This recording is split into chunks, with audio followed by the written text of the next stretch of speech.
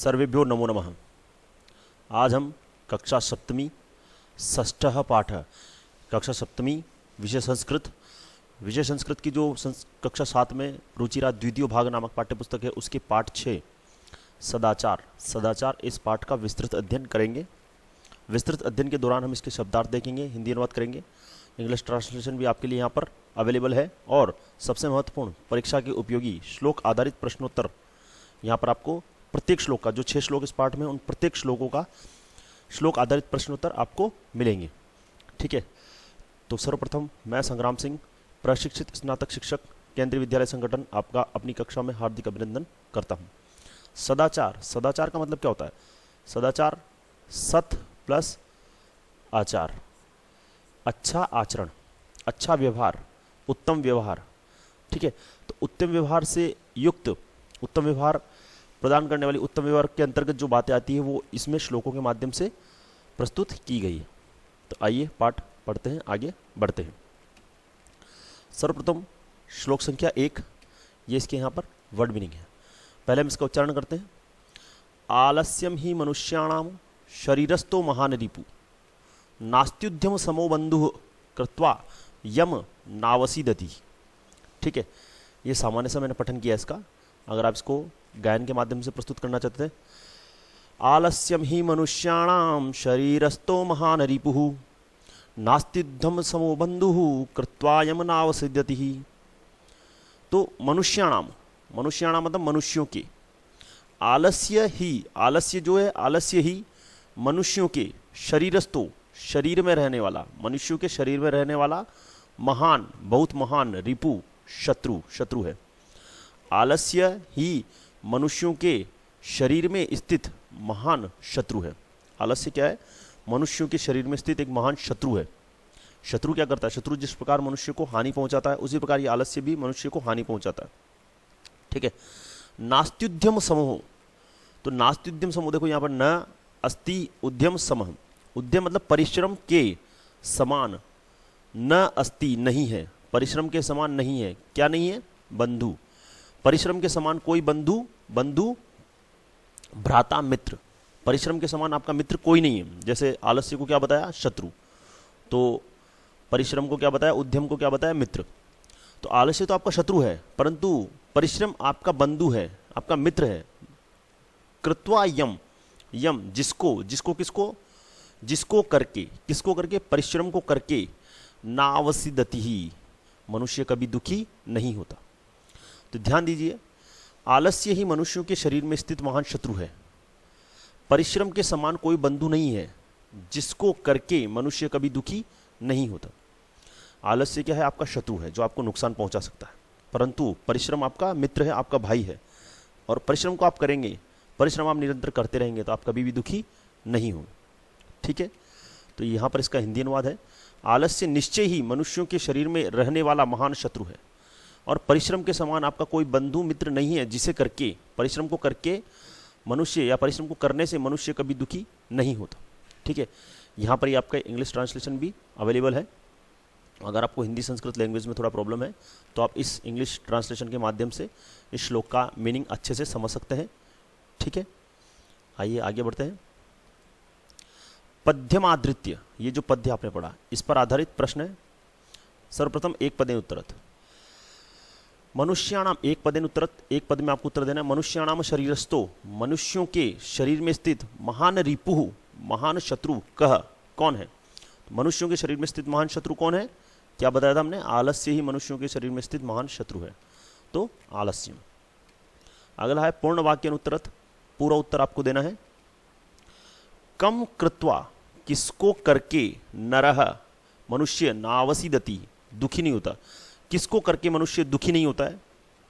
तो उद्यमम, परिश्रम को करके, नरह मनुष्य, नावसीदति दुखी नहीं होता है। कम की जगह आगे आपके उद्यम, बाकी प्रश्न वैसा का वैसा ही है।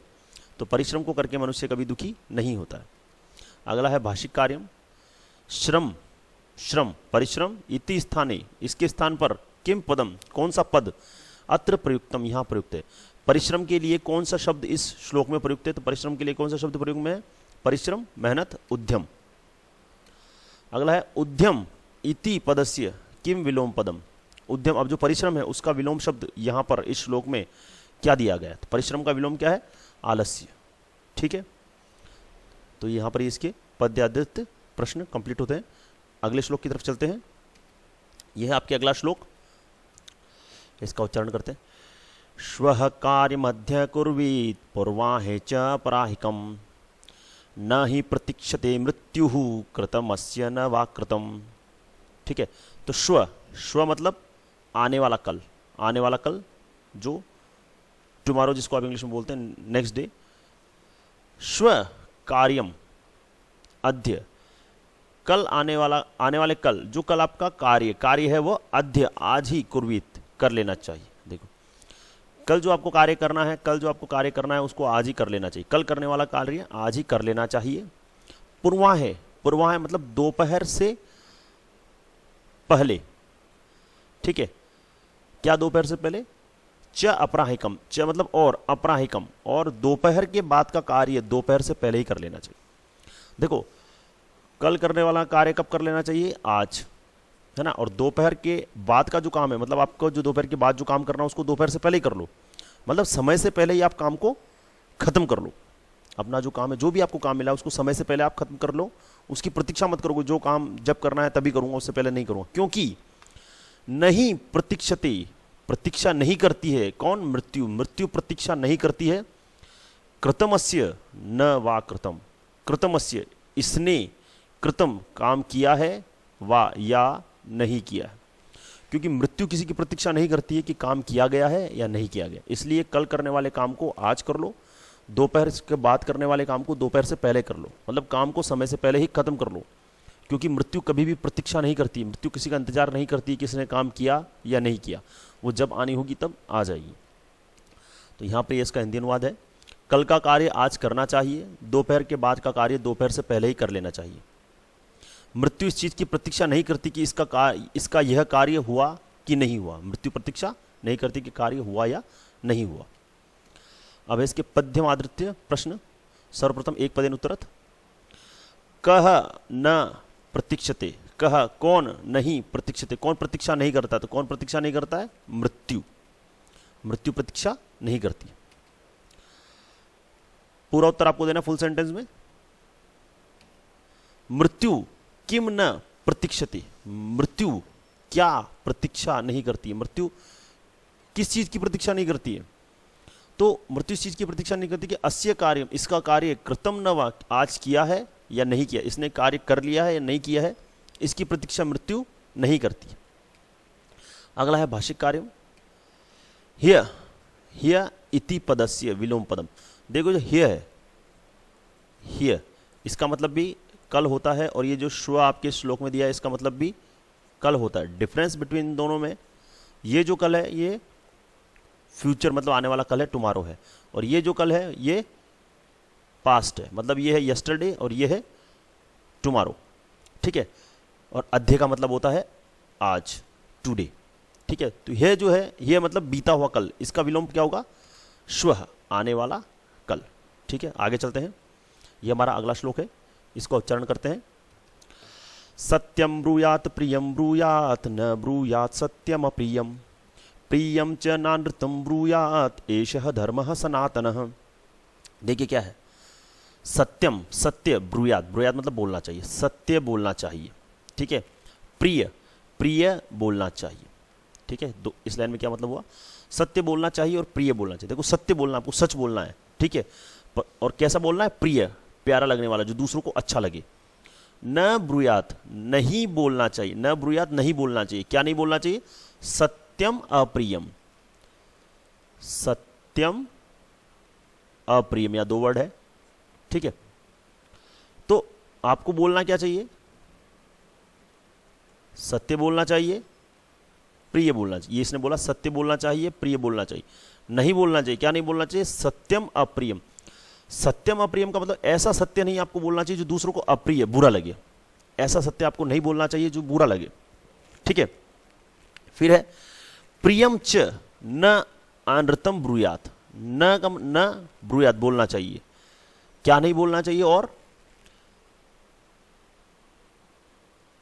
अनृतम प्रिय, ठीक है, अनृतम का मतलब होता है झूठ, सत्य का अपोजिट हो गया झूठ। एषः धर्मः सनातनः, यह सनातन धर्म है। सनातन धर्म मतलब जो चला आ रहा है, जो सदियों से चला आ रहा है और जो हमेशा विद्यमान रहेगा। एक होता है क्षणिक, थोड़ी सी देर के लिए है, वो नहीं। ये जो चीज़ है ये सनातन धर्म है, ये चल रहा है, चलता रहेगा और चलता था, चलता है और चलता रहेगा। अब क्या चलता रहेगा? सत्य बोलना चाहिए, प्रिय बोलना चाहिए। सबसे पहले तो हमको क्या क्या बोलना चाहिए? हमको सत्य बोलना चाहिए। एक तो हमेशा सत्य बोलना चाहिए और ऐसा सत्य बोलना चाहिए जो दूसरों को प्रिय लगे, ठीक है। परंतु हमको ऐसा सत्य नहीं बोलना चाहिए जो दूसरों को अप्रिय लगे, बुरा लगे, ठीक है। जैसे कोई लंबा आदमी तो आप उसको बोलो लंबू, अब हालांकि वो सत्य है कि वो लंबा है, पर वो उसको बुरा लगेगा, उसे लगेगा आप उसको इंसल्ट कर रहे हो, आप उसको चिढ़ा रहे हो, ठीक है। तो ऐसा सत्य आपको नहीं बोलना चाहिए जो दूसरों को अप्रिय लगे, ठीक है। और ऐसा अनृतम, अनृतम का मतलब झूठ, ऐसा झूठ भी आपको नहीं बोलना चाहिए जो दूसरों को प्रिय लगे। लंबे आप आदमी को बोल रहे हो तुम कि तू तो बहुत छोटा है, ठीक है, तू लंबा नहीं है, तू बहुत छोटा है, तू ठीक ठाक है, तो ऐसा आप उसको झूठ बोल रहे हो, पर वो क्या अगर उसको अच्छा लग रहा है, तो ऐसा भी आपको नहीं बोल। किसी को दूसरे को अच्छा लगाने के लिए आपको ऐसा झूठ भी आपको यूज में नहीं करना है। हमेशा आपको क्या बोलना है? सत्य बोलना है, और ऐसा सत्य बोलना है जो दूसरों को प्रिय लगे। ऐसा सत्य कभी नहीं बोलना चाहिए जो दूसरों को बुरा लगे, और ऐसा झूठ भी कभी नहीं बोलना चाहिए जो दूसरों को अच्छा लगे। दूसरों को अच्छा लगाने के लिए, आप दूसरों को खुश करने के लिए आप झूठ बोलोगे, वो भी ठीक नहीं, ठीक है। तो सत्य बोलो, प्रिय बोलो। सत्य सत्य बोलना चाहिए, प्रिय बोलना चाहिए, सत्य अप्रिय नहीं बोलना चाहिए, और ऐसा झूठ भी नहीं बोलना चाहिए जो दूसरों को प्रिय लगे। यही सनातन धर्म, ठीक है। प्रिय सत्य बोलना चाहिए, अप्रिय सत्य नहीं बोलना चाहिए, और प्रिय झूठ नहीं बोलना चाहिए। यह सनातन धर्म है। यहाँ पर इसका इंग्लिश ट्रांसलेशन भी है। अब है इसके पद्यम आदृत्य प्रश्न। सर्वप्रथम एक पदेन उत्तरत। किम ब्रूयात, किम ब्रूयात, क्या बोलना चाहिए? क्या बोलना चाहिए? तो क्या बोलना चाहिए? इनमें से चूज कीजिए आप क्या बोलना चाहिए, क्योंकि इसमें तो बहुत सारी चीज़ें दी, ऐसा बोलना चाहिए, वैसा नहीं बोलना चाहिए। अब देखो, सत्य बोलना चाहिए, असत्य बोलना चाहिए, अप्रिय बोलना चाहिए। तो हमेशा हमें कौन क्या बोलना चाहिए? हमेशा हमें सत्य बोलना चाहिए, झूठ भी नहीं बोलना चाहिए, और अप्रिय, किसी को बुरा लगने वाला भी नहीं बोलना चाहिए। अगला है पूर्ण वाक्य उत्तरत। सनातन धर्म का, सनातन धर्म क्या है? तो ये पूरा जो श्लोक है यही सनातन धर्म है कि प्रिय सत्यम ब्रूयात, प्रिय और सत्य बोलो, अप्रिय सत्य मत बोलो, और झूठ भी मत बोलो। यह सनातन धर्म है। इसके भाषिक कार्यम। असत्यम, असत्य मतलब झूठ, इसके स्थान पर किम पदम, कौन सा पद? असत्य मतलब झूठ। इस मीनिंग का और दूसरा कौन सा शब्द यहां पर यूज में लिया गया है? तो हमने बताया था आपको अनृतम, ठीक है। तो राइट आंसर होगा इसका अनृतम। अनृतम का मतलब झूठ, ठीक है। आगे चलते हैं चतुर्थ श्लोक की ओर।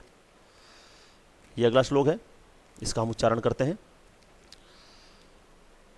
सर्वदा व्यवहारे स्यात् औदार्यं सत्यता तथा ऋजुता मृदुता चापि कौटिल्यम न कदाचन, ठीक है। तो सर्वदा, सर्वदा मतलब हमेशा, व्यवहारे, व्यवहार में, आपके आचरण में, व्यवहार में, स्यात् होना चाहिए, आपके व्यवहार में होना चाहिए, हमेशा आपके व्यवहार में होना चाहिए। क्या क्या होना चाहिए?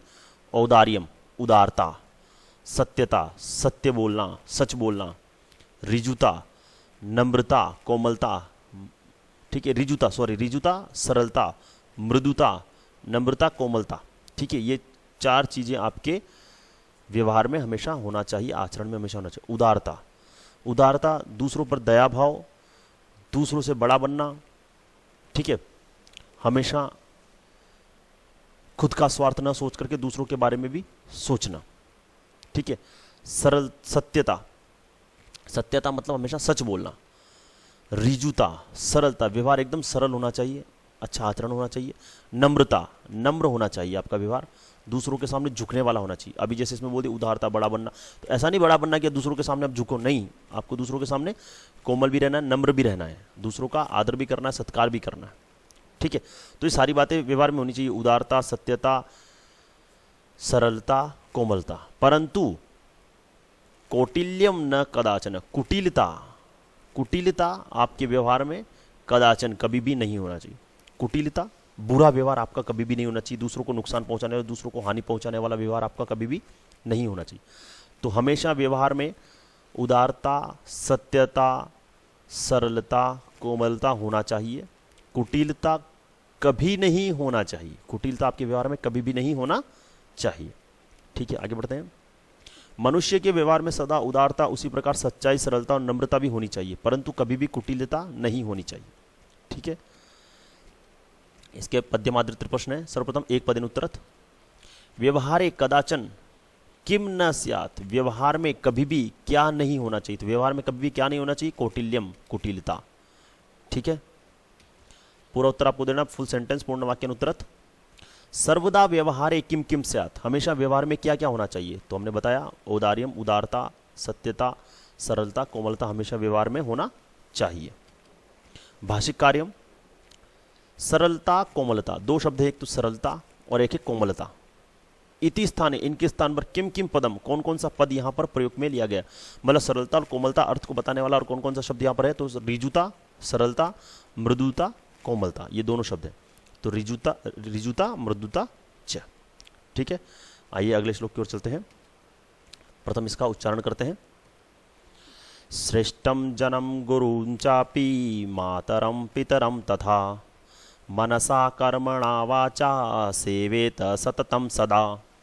ठीक है, श्रेष्ठम जनम गुरुं चापि मातरम पितरम तथा मनसा कर्मणा वाचा सेवेत सततम सदा। देखो, श्रेष्ठम, श्रेष्ठ मनुष्य को,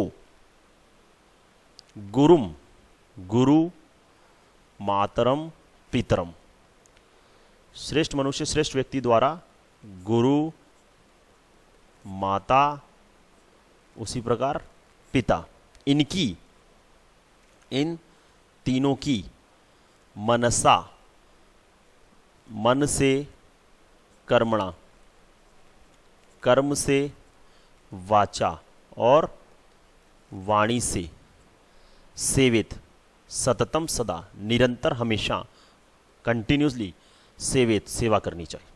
इस श्लोक का सीधा सा अर्थ है कि श्रेष्ठ मनुष्य जो होता है, श्रेष्ठ मनुष्य जो होता है गुरु, माता और पिता की मन, कर्म और वचन से और वाणी से, वचन से सेवा करता है।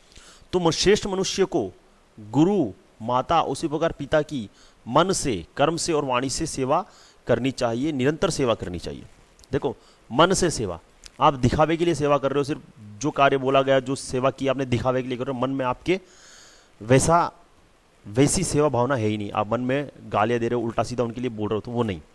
मन में भी आपके लिए उनके प्रति आदर होना चाहिए, और कर्म भी आप उनके प्रति सेवा का कर्म आपको करना है। ठीक है, वाणी, उनके प्रति जो वचन आप प्रयोग में ले रहे हैं, उनके प्रति जो आप बोल रहे हैं, उनसे जो आप बात कर रहे हो, उसमें भी आपके सेवा भावना होनी चाहिए, अच्छा व्यवहार होना चाहिए। ठीक है, तो श्रेष्ठ मनुष्य वही होता है जो माता पिता और गुरु की मन, वचन, कर्म से सेवा करता है। तो श्रेष्ठ मनुष्य को माता पिता और गुरु की मन, वचन, कर्म से सेवा, निरंतर सेवा करनी चाहिए। ये इसका हिंदी अनुवाद है। श्रेष्ठ व्यक्ति गुरु, माता और उसी प्रकार पिता की भी सदा मन, वाणी और कर्म से सेवा करनी चाहिए।